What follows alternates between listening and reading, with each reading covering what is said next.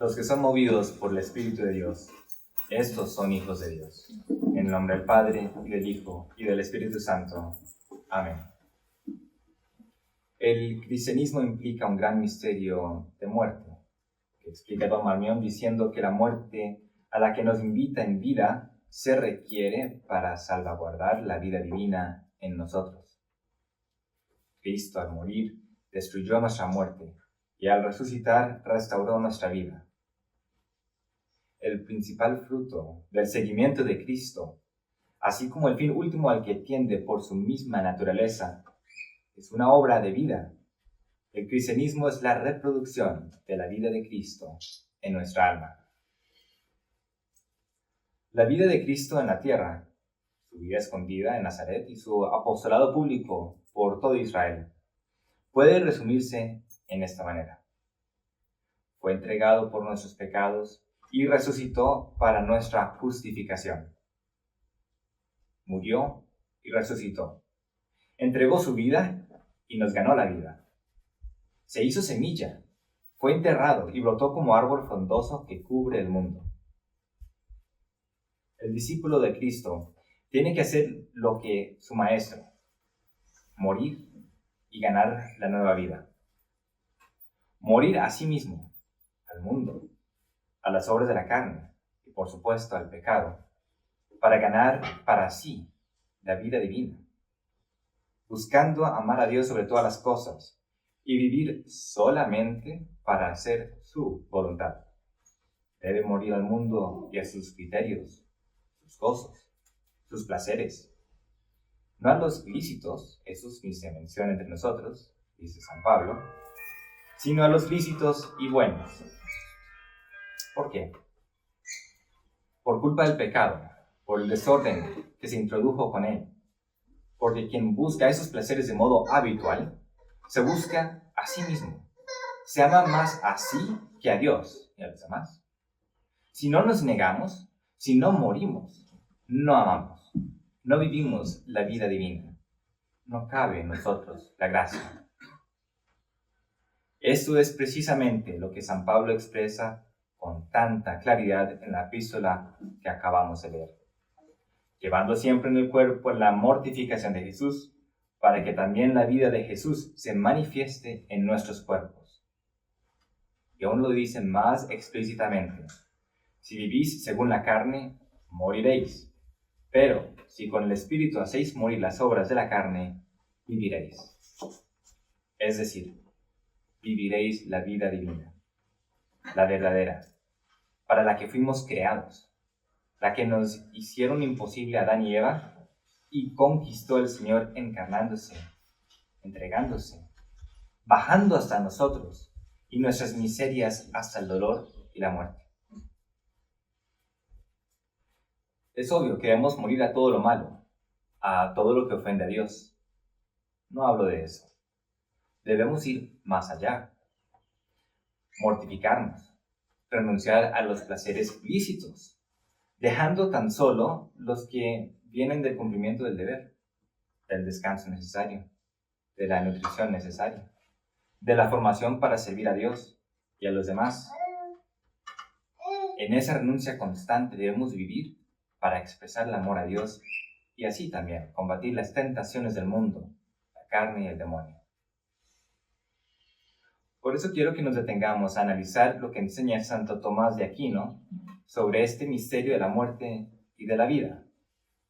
Cristo fue entregado por nuestros pecados, una muerte salvadora, y resucitó para nuestra justificación, una nueva vida. La vida auténticamente cristiana, católica, es solo la de quien vive habitualmente, constantemente, lejos del pecado, combatiéndolo, rechazándolo y arrepintiéndose de él, olvidándolo, odiándolo, y lejos de su continua complacencia, buscando vivir para dar gusto a Dios. Es decir, la verdadera vida del Espíritu, según nos va enseñando y mostrando el Espíritu Santo.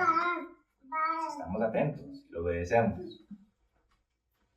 Esta transición de muerte a vida es obra de la gracia, de la vida divina en nosotros si la dejamos adueñarse de todo nuestro interior, hasta reproducir la vida de Cristo en nosotros. Eso es la santidad, la divinización, el ser hijos de Dios, el hacernos dignos del cielo. Quien no se prepara así y no logra esta transformación, no llega al cielo. Si no se logra aquí y morimos en gracia, ocurrirá con mucho dolor en el purgatorio.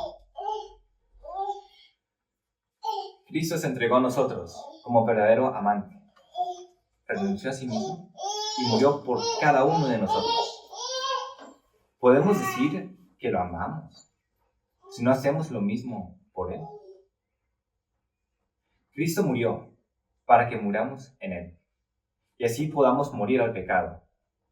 Esa muerte espiritual, al pecado y al mundo, no es un fin en sí mismo, sino el medio indispensable. Lo único que nos libera de la esclavitud del pecado y el amor a nosotros mismos y que nos capacita para vivir la vida divina, la vida del cielo, la vida de Dios. ¿Es que la muerte de Cristo no es suficiente para eso? Como se enseña la religión protestante y la teología moderna con el Vaticano II. No. San Gregorio Magno enseñó que la pasión de Cristo es completa y perfecta en sí misma, siendo de mérito infinito, y es más que suficiente para redimirnos, pero que, sin embargo, le falta algo que debe venir de nosotros: la participación que debemos tener en los sufrimientos y méritos de Jesucristo, es decir, nuestra cooperación. No solo nuestro Señor tuvo que sufrir en sí mismo, sino que también debe sufrir en sus miembros. Y mediante este compromiso de sufrimiento, su cuerpo, es decir, la Iglesia, crece y se perfecciona. Al aceptar los dolores y sufrimientos de la vida, los fieles participan en los méritos de la pasión. Se hacen semejantes a nuestro Señor crucificado. Eso es lo que San Pablo quiere decir cuando dice: completo en mi carne lo que falta a la pasión de Jesucristo, sufriendo por su cuerpo, que es la Iglesia. En su aceptación de la cruz, los fieles se convierten en partícipes de la naturaleza divina. También se hacen partícipes de la gloria de Jesucristo en la eternidad.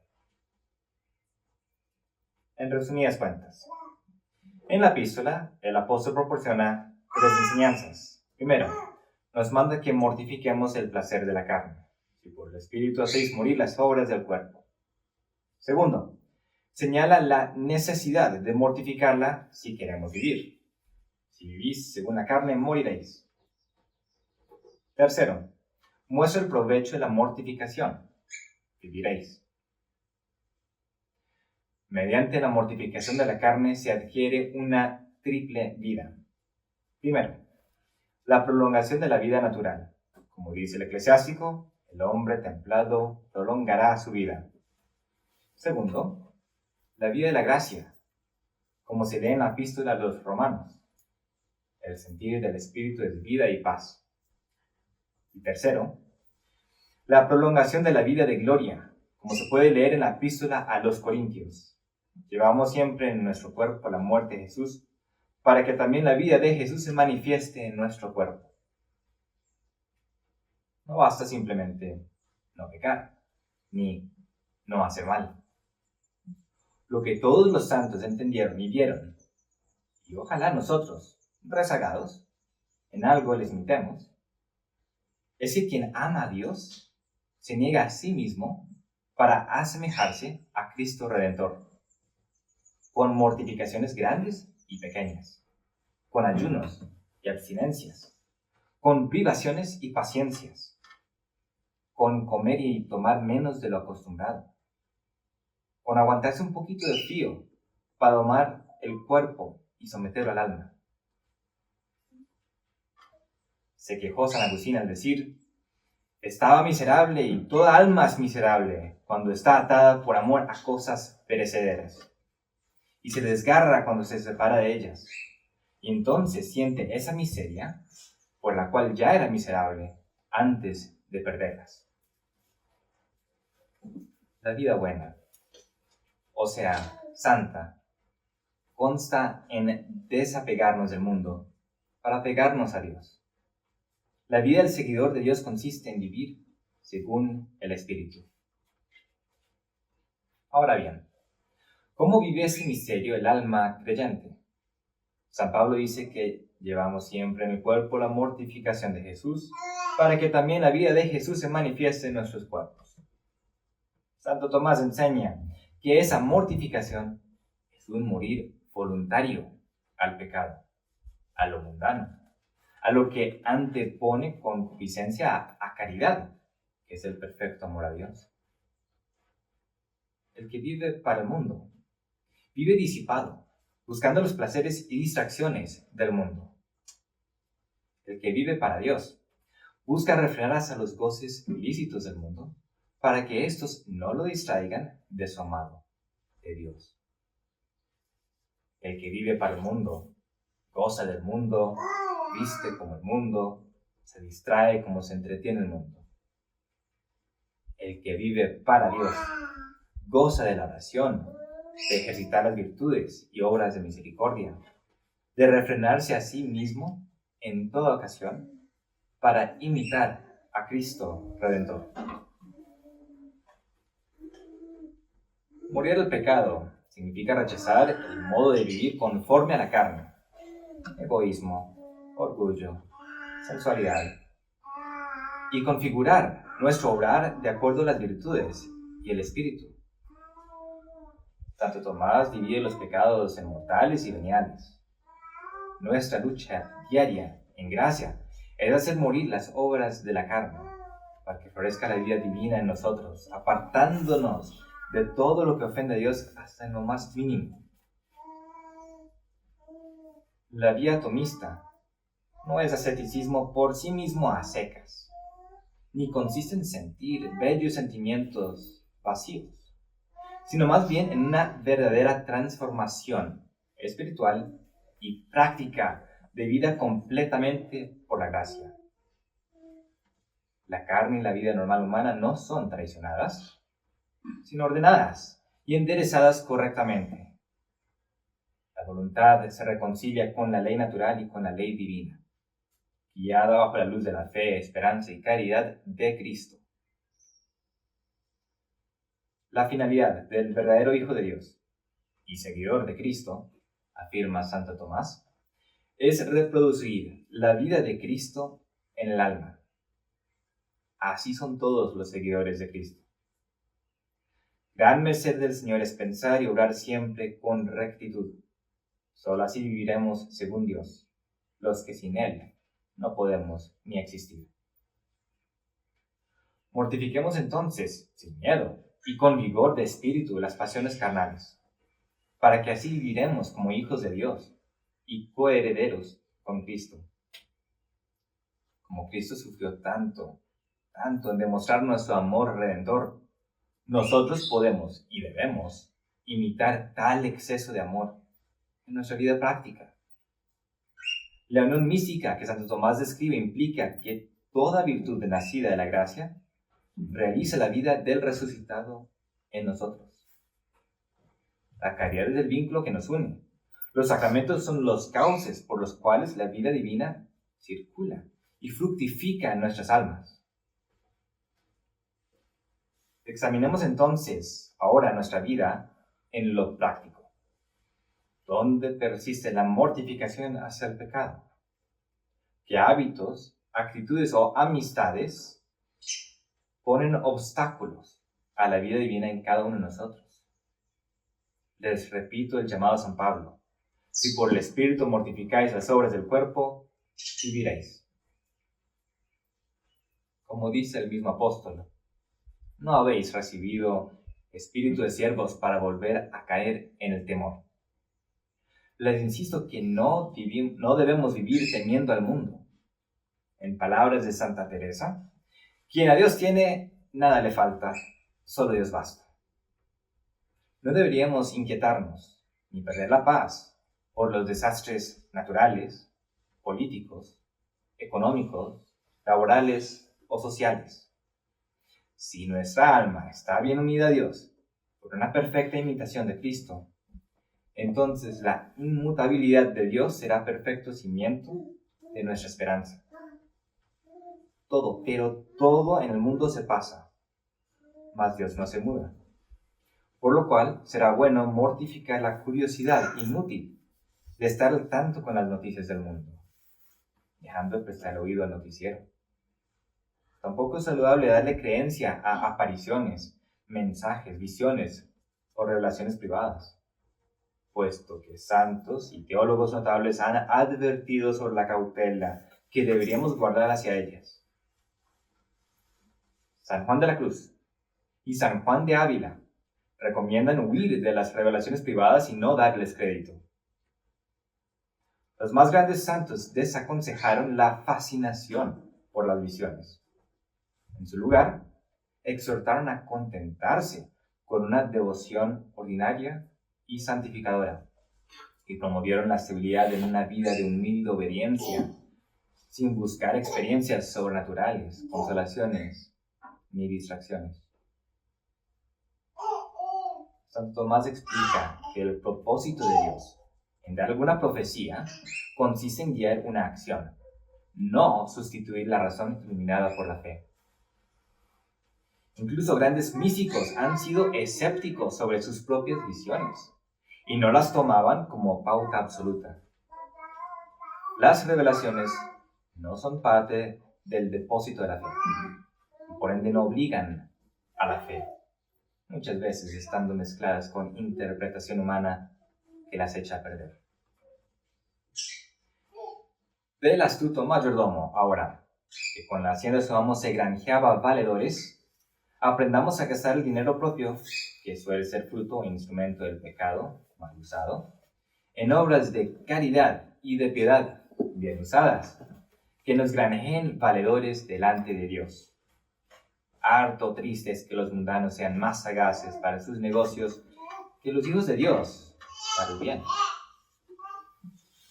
Abramos nuestro corazón a la gracia sacramental, participando con devoción de la confesión, la Santa Misa, la oración diaria, dejando que Cristo mortifique la naturaleza caída para resucitar nuestra alma a la vida sobrenatural. En la oración de la Misa se dice que en el templo recibimos la misericordia de Dios por la oración, el santo sacrificio y los sacramentos.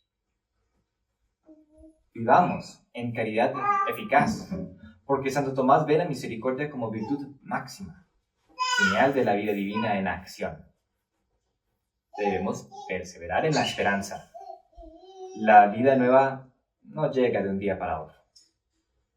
Santo Tomás enseña que nuestra meta es la visión beatífica, ver a Dios. Y mientras estamos en la vida, debemos vivir con fe, esperanza y caridad sobrenaturales. Cristo murió por nuestros pecados y resucitó para justificarnos. Esa es la gran verdad que Santo Tomás entiende de las palabras de San Pablo hoy y que nuestra fe proclama. Ser católico y seguidor de Dios significa morir al pecado para que la vida divina, la vida de Cristo resucitado, resplandezca en nosotros. Que el Señor nos purifique en su muerte y nos vivifique en su resurrección, y que podamos reproducir su vida en nuestras almas, con fe, esperanza y caridad activas como signos de su presencia en nuestras almas. En el nombre del Padre, y del Hijo, y del Espíritu Santo. Amén.